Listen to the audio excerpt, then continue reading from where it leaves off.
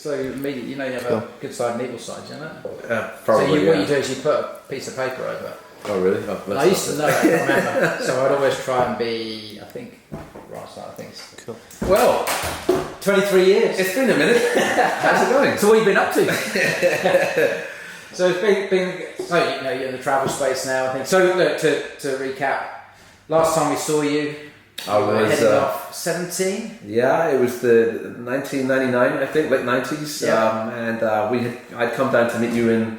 Well, let's set the scene a little bit further back. Yeah. I had read your book. Right. Okay. And my mother had bought the book, and she'd given it to me whilst I was in 5th year at school to inspire me to travel. And Right. I read it very quickly because you know it was travel, it was a new thing. And We read books in those days. we did back in those days. Yeah, we didn't so much. Yeah. Exactly.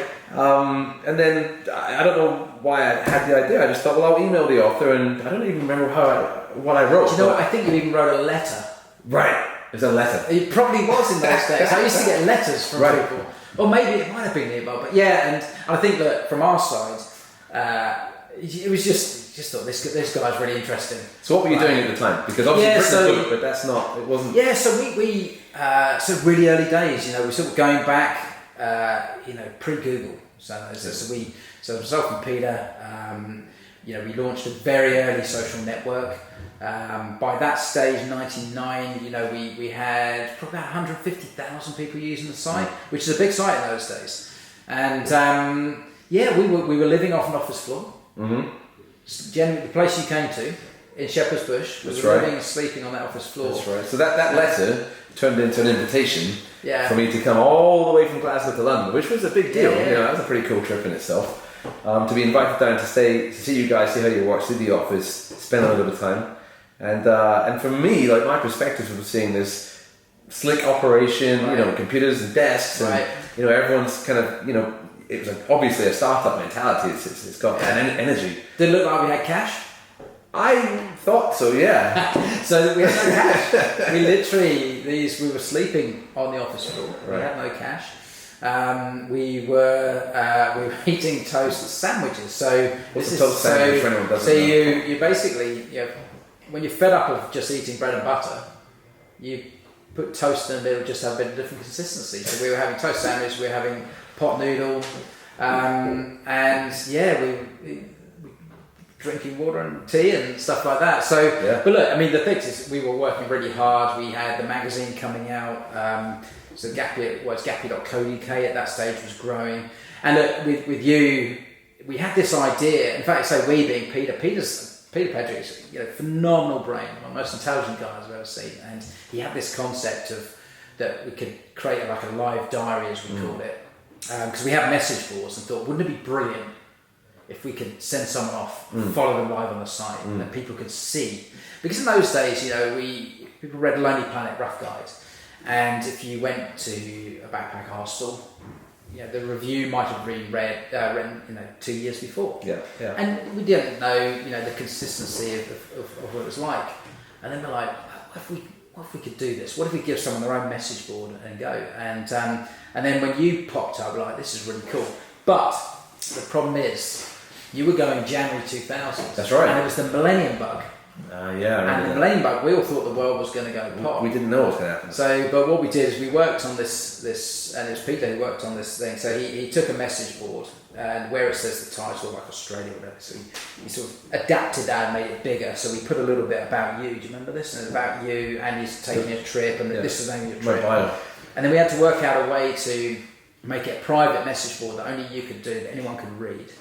And then the world didn't end. You popped up, we saw you, and we're like, this guy's in the nicest way is absolutely nuts. He's perfect. and then gave you the board and off you went. And look, at the time, I think, and subsequently, it's recognised as probably, you know, the world's first, what we now call a travel blog, live travel blog, certainly from a site like ours. Where people were reading it. Lonely Planet Rough Guide was still doing the books. There wasn't a community there.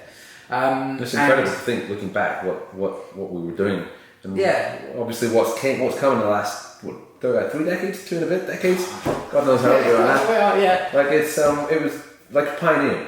What we did was quite pioneering. Yeah, I mean, we were lucky at the time, I think, because we were early. And as you saw with Peter and I, we just tried things, right? We didn't know what we were doing in a way, and I think, you know, in essence, you were probably one of the first digital influencers. Because what changed with us, what was really interesting, the moment your blog went out, the moment you started writing this, what we noticed is that the users really loved it. Right. Because you're going, right, I've turned up in Sydney and I'm staying in this hostel, I'm doing this today. Yes, so whenever they were reading it. So they could connect with it. Yeah, and it was live. It felt real. So the ones that couldn't travel or were planning their future travel were kind of living through it. Yeah, so, you know, we often said sort of 30% of the people who used the site went, 30% would probably go, 30% would never go, but liked enjoying it. So it became like a TV thing. So they loved watching it. And then subsequently we developed it where people could then put photos, because you couldn't put photos in. And then when you saw the photos, so for us it fundamentally changed things. You heading off was great because we could see how people did it. The only thing is, it was you and the content you put up, right? Do you remember that content? Do you remember? So the stuff started coming. Yeah, exactly. So you were begging, right? Yeah.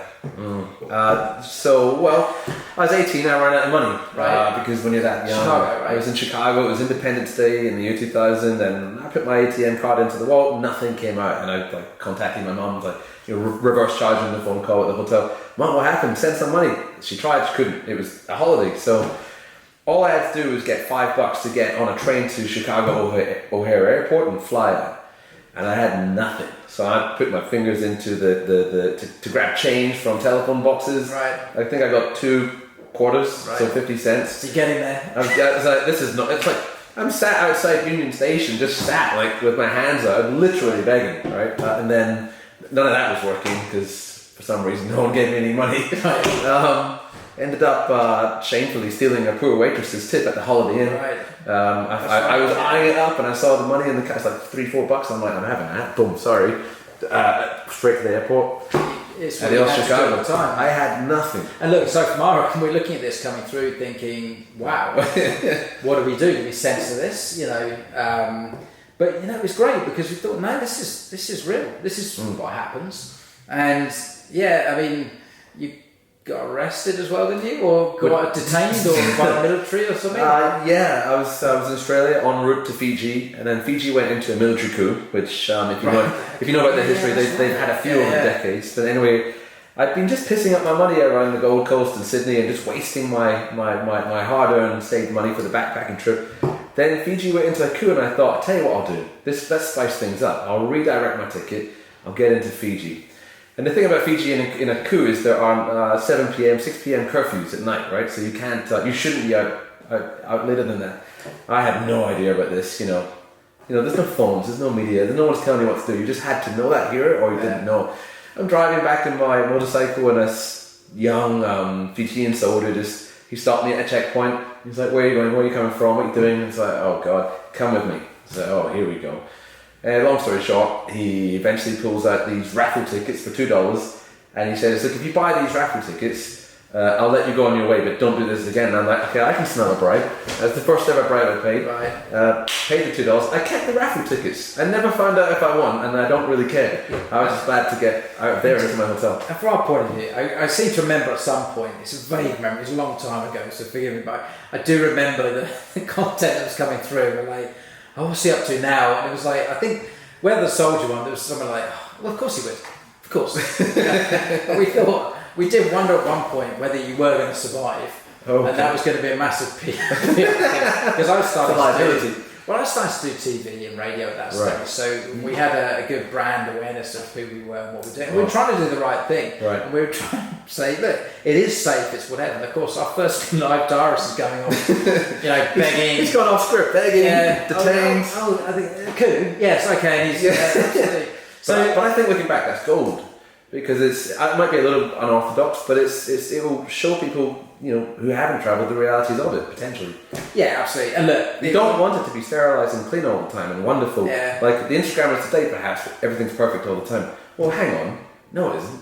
Yeah, it was good for us. It was definitely a defining moment, and we didn't have many big defining moments over the years. The other one was mobile, where we suddenly realised that. Early mobiles, the Nokias, whatever, but people go, "Wow, they're going to be getting content from this." Yeah. and that was quite mad. We were like, how are they gonna do that? That's weird because we know we can. You had to change the dimensions of all your content. Yeah, it was also how we wrote it because it was clear that people wanted less, and they wanted different content.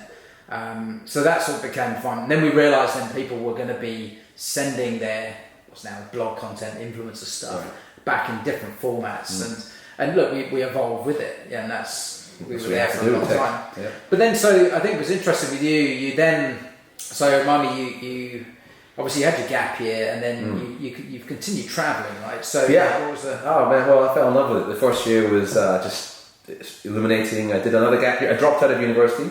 I went straight back home, did uni, but I dropped out to do another gap year. So did the second trip, more in depth, more into the region of the South Pacific, and I really fell in love with that region. And then since the year 2000 up till now, 2023, sometimes I joke I'm still on my gap year because I just kept going. So you got to say how many countries you're on now?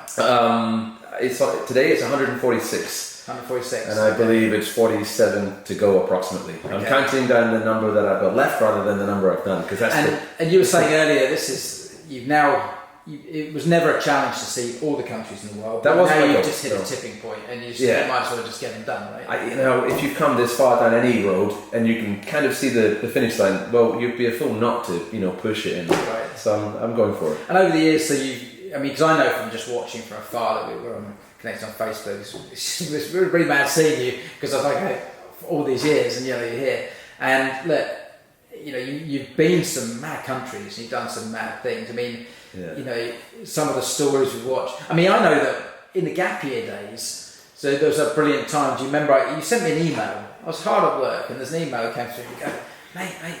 Right, I've captured this amazing thing, and you're in the Bangkok riots. Oh, right in the middle of it. And you captured it. That's right. And you go, what do I do with it? And I watched the video, and there's the famous one which people can find online and on your YouTube channel actually or can they find it on the YouTube channel with the anarchists? What the anarchists say? It was the Bangkok riots. Yeah, it was a civil uprising in Bangkok, and this was I think it was 2008 or 9. This happened. Could be wrong, but he was some British guy along with the red shirt mob, the ones that were fighting against the government and the army. And he's like wearing a black bandana, and he's a big guy, he's got a stick and a cane, he's walking like he's going to have a fight, and he comes up to me, I'm just standing filming, just observing, I wasn't speaking, I wasn't into box popping, none like that, he just came up to me, and he's like, we're going to go and burn down the Central World Mall and steal all the gold in it. And I caught that, and so I thought, alright, this is a bit of interesting footage, should I or should not publish it? So I published it. In this day, at this time, my YouTube channel was in its infancy. Like I didn't have any followers, nothing. Like it was just, I didn't even know what YouTube was really about. I just thought, okay, I'll stick it online. It went online, and what happened was the day after that video, what he said would happen happened, and then it made the news story. And then when it was in the news, everyone found this video posted a day or two before the event. Then the video just went boom.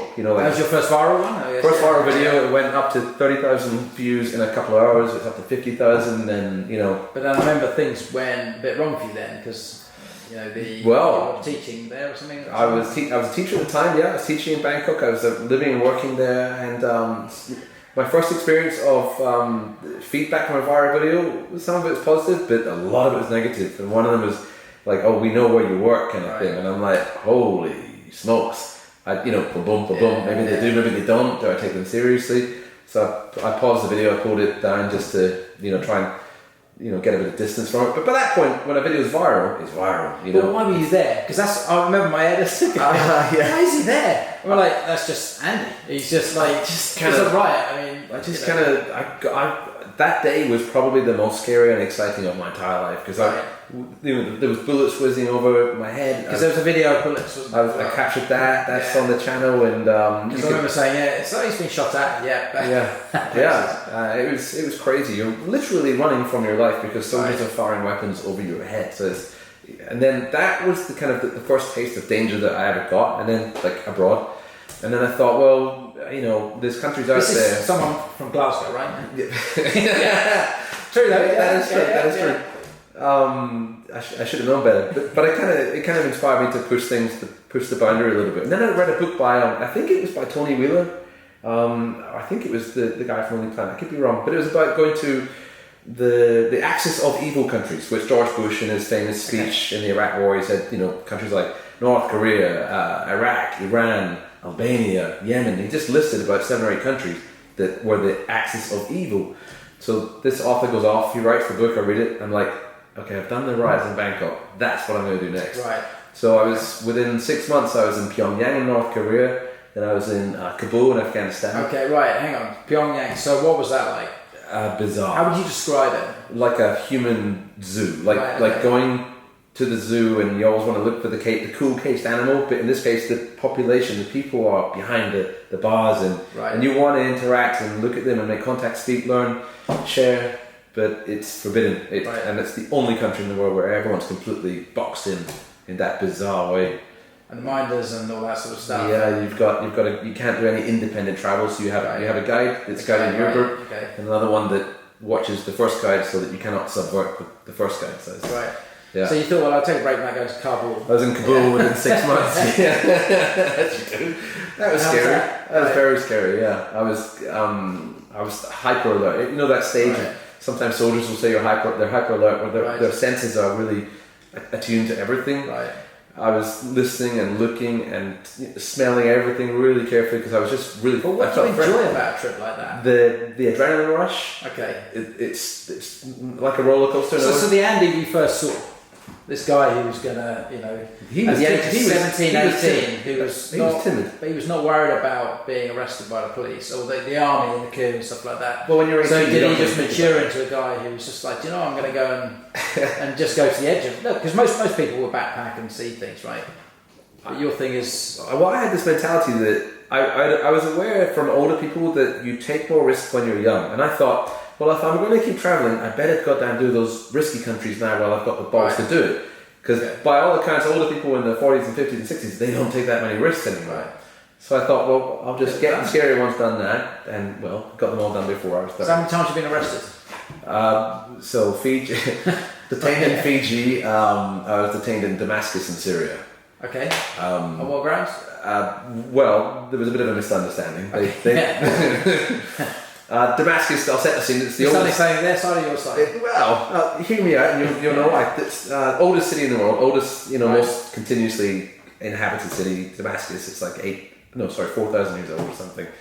I wanted to take a panorama picture. I had that old digital camera, which you put the memory card into. If you remember that. Click, click, click, kind of thing. Click. Right. Not the ones with the old film, but it had the memory cards. Yeah. And it could do the panorama thing. So you take 3 and it would stitch them together. Oh yes, okay, stitching. Right. Yeah. So there's only one tall building in Damascus because the majority is really, really old, like souks and villages and low-rise buildings. There's only one tall building, so I think, okay, cool, I'll go there. Walked through the doors. I saw some soldiers.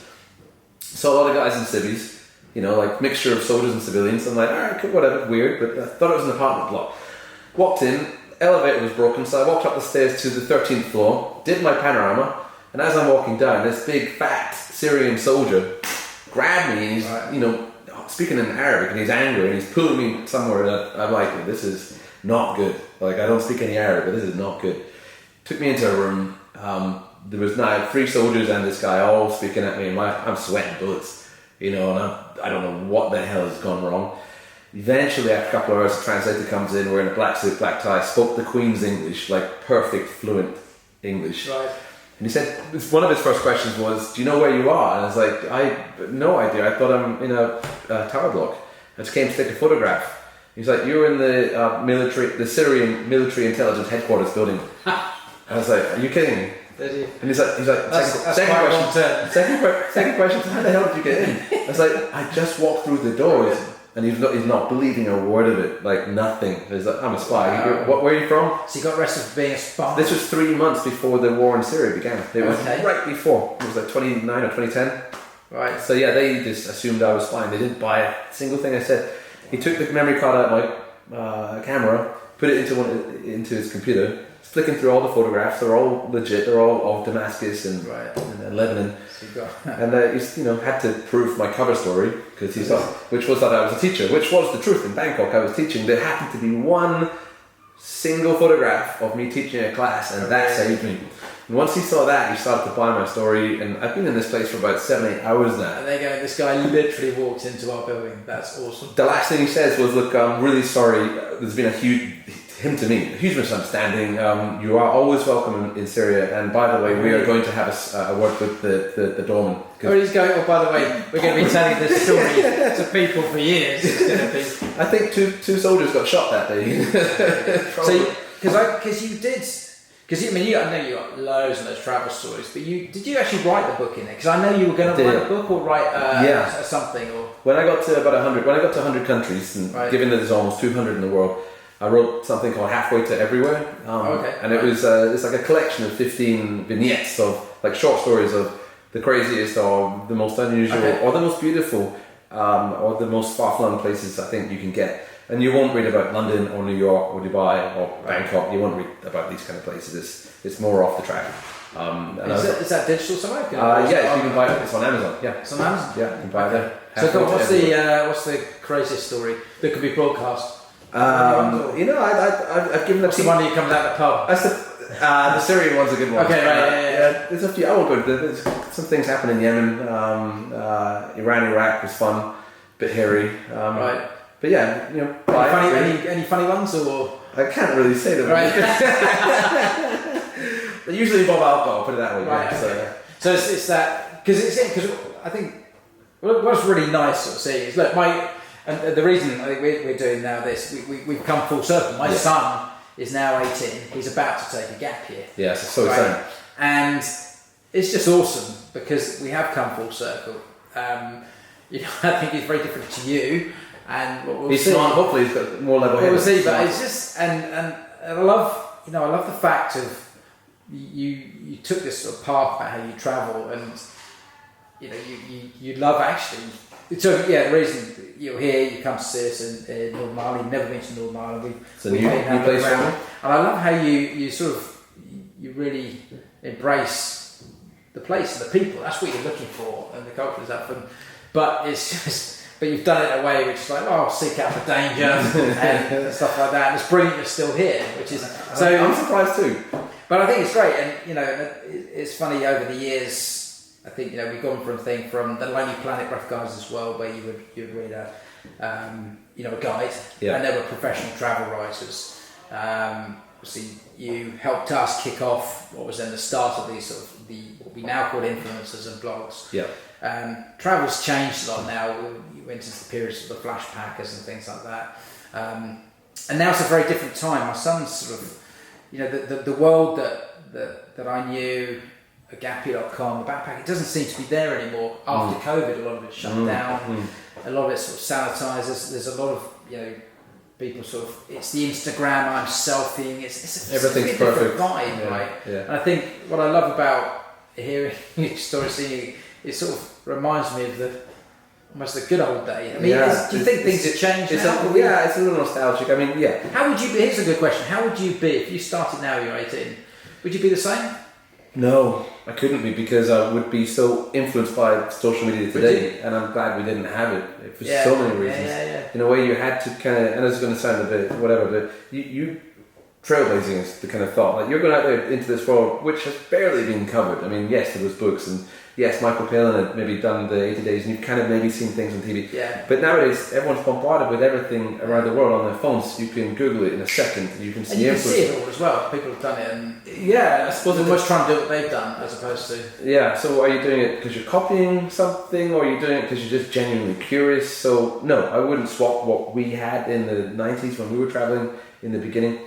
And then just to kind of like echo something you said about how backpacking has changed, I agree with you. A lot of the hostels which used to be on my routes around certain countries, they've closed, they're gone. Yeah. Some of them are still surviving, and there's some new ones, but what's changed is the pricing is a lot higher than it used to be. The hotel construction. They're just trying to make them more mid-range rather than budget. And we were used to, we were on a shoestring. We had no money. Yeah. We lived in dorms. Look at my son. He's planning his gap year, and it's a very different world. And mine was very much the travel spontaneous. I did the trip. I hitchhiked across Canada. I was 21, so I was the only person who knew I was going to hitchhike across Canada. My parents didn't know. I mean, I had a flight. I'd earned the cash. I was working in bars and whatever, and I was flying into Vancouver. I got a flight into Vancouver out to Toronto. And I had to get in between. Couldn't afford it anyway. So I hitchhiked. Right, I got very good at it, and it was spontaneous. And some of the best stories of the people I met. I got invited to weddings. There were just incredible things happened. I saw not killer whales, bears. It was amazing. Yeah, and I love that. I think a lot of that's sort of been missing now. Yeah, I would agree. Yeah, which is sad. But it'll be interesting to see what your son does with his gap year and how he comes back. And obviously, I got addicted immediately, and I knew I would. And then the travel just took me on the rest of my life journey.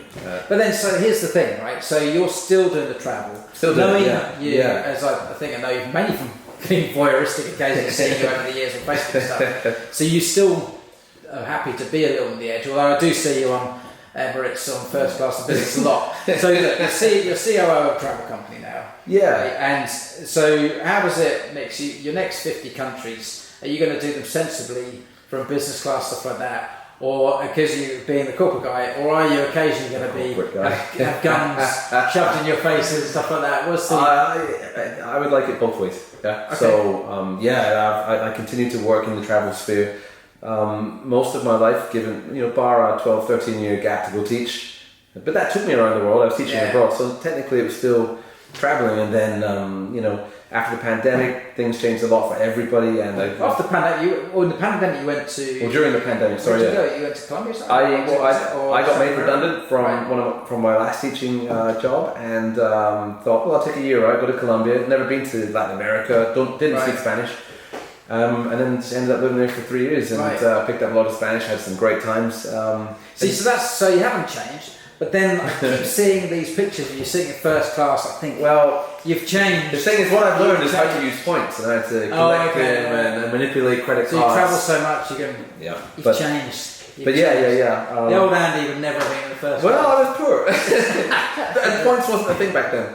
But to just kind of round this up a little bit, I became the COO of Holiday Swap during the pandemic, and we're a couple of years past that now, and it's bloody hard work, but I'm really proud that I'm in a company that's obviously doing something with travel, and importantly for me, to answer your question about how will I go to the last few countries, this job gives me that remote working opportunity to keep going the way I want to do it. So if anything, it will accelerate me to that finish line. I gather your group's launching an airline, right? So you're really so you're in there at the cutting edge and all that kind of stuff. There's very ambitious plans. We'll see how it goes over 2023, and in 2024 we hope to be flying.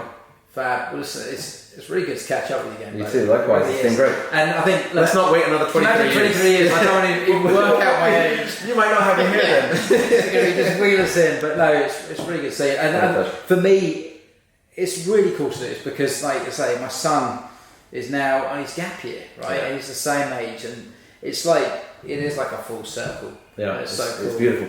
And it's so. Do you know what? We hundreds of thousands of people use, millions of people do this stuff, and out of all people, even though sometimes it was butt clenching when the stuff that came back from you were like, oh my god, it genuinely was brilliant. Right? It was. We're like, this is cool. This guy is cool, and to know that you continue doing it and you're still trying. Look, you're technically the world's longest running travel influencer, I guess, right? That's going to make. I suppose you could say that. Longest running equals old, by the way. Oldest old. Well, it's from the 90s. It's from the late 90s onwards. So that's 24 years. I think we couldn't have done that first thing if we didn't have the right person. And if you hadn't written that book before you go, probably I would have gone on some other direction. So that was the inspiration. So it works both ways. Good stuff. Cheers. All right. See you in the next one.